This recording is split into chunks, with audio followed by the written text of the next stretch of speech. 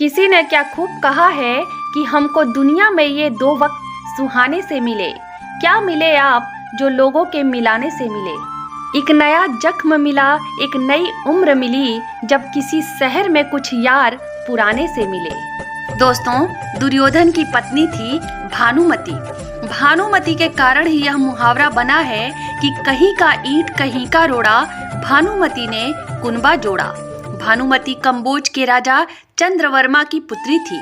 भानुमति बहुत ही सुंदर, आकर्षक, बुद्धिमान और ताकतवर थी। उसकी सुंदरता और शक्ति के किस्से प्रसिद्ध थे। यही कारण था कि भानुमति के स्वयंवर में शिशुपाल, जरासंध, रुक्मी, वक्र, कर्ण आदि राजाओं के साथ दुर्योधन भी गया था। कहते हैं कि जब भानुमति हाथ में माला लेकर अपनी दासियों और अंगरक्षकों के साथ दरबार में आई और एक एक करके सभी राजाओं के पास से गुजरी, तो वह दुर्योधन के सामने से भी गुजरी। दुर्योधन चाहता था कि भानुमति माला उसे पहना दे, लेकिन ऐसा नहीं हुआ। दुर्योधन के सामने से भानुमति आगे बढ़ गई। दुर्योधन ने क्रोधित होकर तुरंत ही भानुमति के हाथ से माला झपटकर खुद ही अपने गले में डाल लिया। इस दृश्य को देखकर सभी राजाओं ने तलवारें निकाल ली।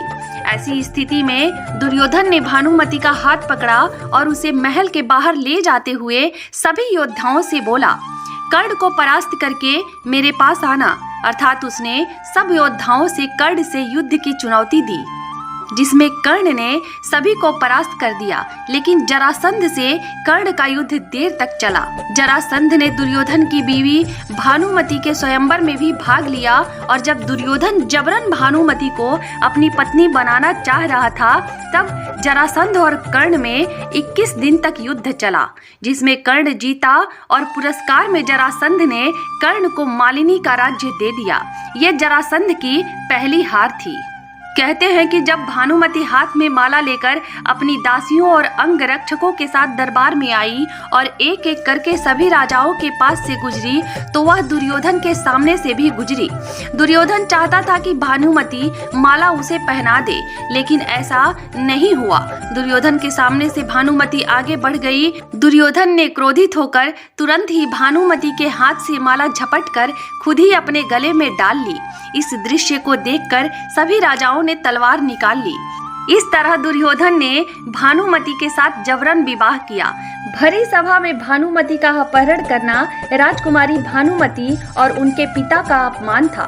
भानुमति दुर्योधन से विवाह नहीं करना चाहती थी, इसलिए जबरन विवाह करने के कारण भानुमति ने दुर्योधन को श्राप दिया कि इतिहास में उसे एक क्रूर, अधर्मी और कपटी मनुष्य के रूप में जाना जाएगा और मरने के बाद भी उसे अपयश ही मिलेगा। दुर्योधन के मरने के बाद भानुमति का प्रतिशोध पूरा हुआ। दुर्योधन के मृत्यु के बाद भानुमति ने अर्जुन से विवाह कर लिया था। भानुमति को हस्तिनापुर ले जाने के बाद दुर्योधन ने उसे ये कहकर सही ठहराया कि भीष्म पितामह भी अपने सौतेले भाइयों के लिए अंबा, अंबिका और अंबालिका का हरण करके लाए थे। आपको बता दें कि अंबा, जिसका अपहरण भीष्म ने किया था, वह काशी के राजा की बड़ी बेटी थी। भीष्म ने अंबा, अंबिका और अंबालिका नाम की तीनों बहनों का अपहरण अपने सौतेले भाई से विवाह करवाने के लिए किया था। लेकिन अंबा ने भीष्म को बताया कि वह साल्व के राजा से प्रेम करती हैं और उन्हीं से विवाह करेंगी। यह सुनकर भीष्म ने अंबा को वापस भेज दिया, लेकिन एक अपहरण की गई कन्या से साल्व देश के राजा ने विवाह करने से इनकार कर दिया। तब अंबा वापस हस्तिनापुर लौट आई और भीष्म से विवाह करने का आग्रह किया। भीष्म ने अपनी प्रतिज्ञा के बारे में अंबा को बताया, लेकिन अंबा ने कहा कि हे भीष्म, तुमने अपने स्वार्थ में एक ऐसा कदम उठाया जिसके कारण मुझे हर जगह अपमानित होना पड़ा। मुझे किसी वस्तु की तरह एक स्थान से दूसरे स्थान पर भेजा जा रहा है। मैं तुमसे अपने अपमान का प्रतिशोध जरूर लूंगी।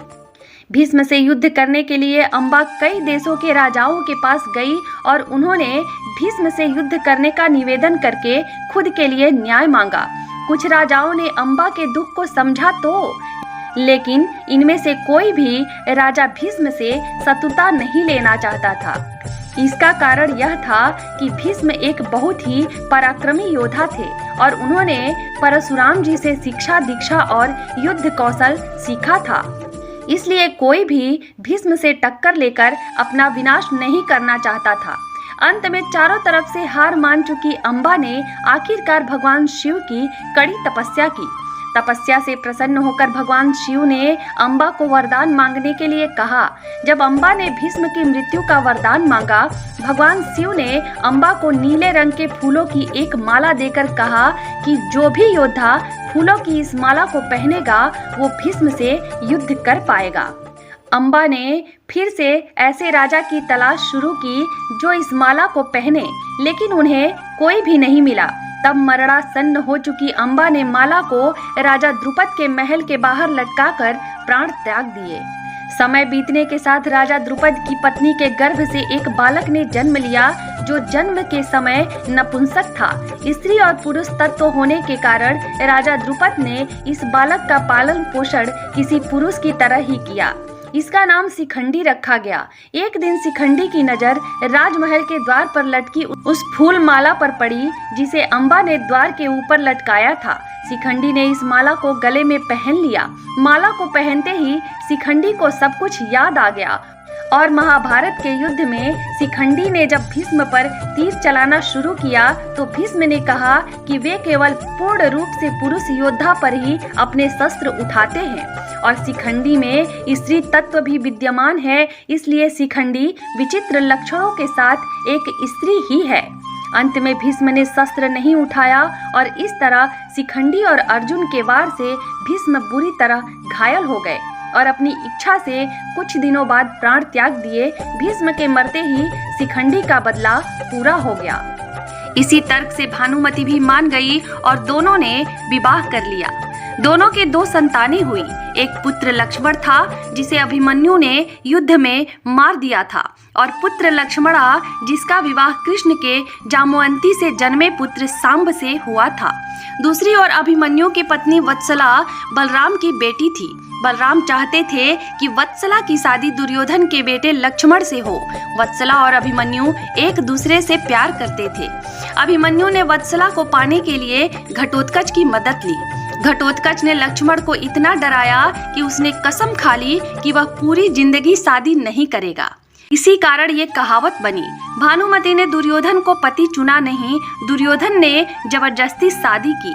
अपने दम पर नहीं, कर्ण के दम पर किया भानुमति का हरण। दूसरा, भानुमति की बेटी लक्ष्मणा को कृष्ण पुत्र सांब भगा ले गया था। तीसरा, पुत्र लक्ष्मण की इच्छा पूरी नहीं हुई और वह अभिमन्यु के हाथों युद्ध में वीर गति को प्राप्त हुआ। कहते हैं कि भानुमति का कर्ण के साथ अच्छा संबंध हो चला था। दोनों एक दूसरे के साथ मित्र की तरह रहते थे। दोनों की मित्रता प्रसिद्ध थी। कर्ण और दुर्योधन की पत्नी भानुमति एक बार शतरंज खेल रहे थे। इस खेल में कर्ण जीत रहा था। तभी भानुमति ने दुर्योधन को आते देखा और खड़े होने की कोशिश की। दुर्योधन के आने के बारे में कर्ण को पता नहीं था, इसलिए जैसे ही भानुमति ने उठने की कोशिश की, कर्ण ने पकड़कर बिठाना चाहा। भानुमति के बदले में उसके मोतियों की माला कर्ण के हाथ में आकर टूट गई। दुर्योधन तब तक कमरे में आ चुका था। दुर्योधन को देखकर भानुमति और कर्ण दोनों डर गए कि दुर्योधन को कुछ गलत शक न हो जाए, परंतु दुर्योधन को कर्ण पर बहुत विश्वास था। उसने सिर्फ इतना ही कहा कि मोतियों को उठा ले और वह जिस उद्देश्य से आया था उस संबंध में कर्ण से चर्चा करने लगा। इस विश्वास के चलते ही कर्ण गलत समझ लिए जाने से बच गए। हालांकि कुछ लोग इस घटना का वर्णन इस तरह करते हैं कि दोनों शतरंज खेल रहे थे। भानुमति हार रही थी तो कर्ण प्रसन्न हो रहा था। इतने में दुर्योधन के आने की आहट हुई तो भानुमति सहसा ही खेल छोड़कर उठने लगी। कर्ण को लगा कि वो हार के डर से भाग रही है, इसलिए उसने उसका आंचल झपटा। अचानक ही की गई इस हरकत से भानुमति का आंचल फट गया और उसके सारे मोती भी वहीं बिखर गए। ऐसे ही समय कर्ण को भी दुर्योधन आता हुआ दिखाई दिया। दोनों शर्म से मरे जा रहे थे और उन्हें डर सता रहा था कि अब दुर्योधन क्या समझेगा। जब दुर्योधन निकट आया तो दोनों उससे आंख नहीं मिला पा रहे थे। तब दुर्योधन ने हंसकर कहा कि मोती बिखरे रहने दोगे या मैं तुम्हारी मदद करूं मोती समेटने में। गांधारी ने सती पर्व में बताया कि भानुमति दुर्योधन से खेल खेल में ही कुश्ती करती थी, जिसमें दुर्योधन उससे कई बार हार भी जाता था।